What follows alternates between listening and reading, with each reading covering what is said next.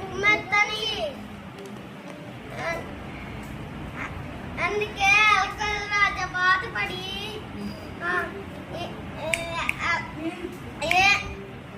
ఏనుగు రాజు దగ్గరికి వెళ్ళాడు.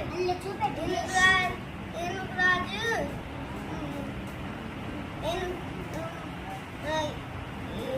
మమ్మల్ని మీ ఏనుగులు కుమ్మేస్తున్నాయి, అందుకే ఏనుగులు కుమ్మెత్తని అని చెప్పింది. సరే రేపు వస్తాను, వాళ్ళకి గర్భపాఠం చెప్తాను అని చెప్పింది. దవడతాలు దూరం ప్రాంతంలోని దగ్గరికి వచ్చారు. దవడత చూసుకోకంటే వల వచ్చింది. ఆ వలలో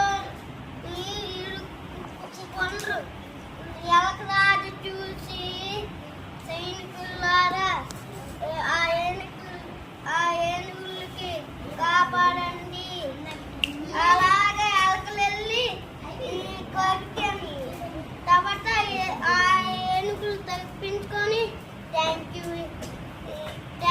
ఎలకలారా అని చెప్పింది.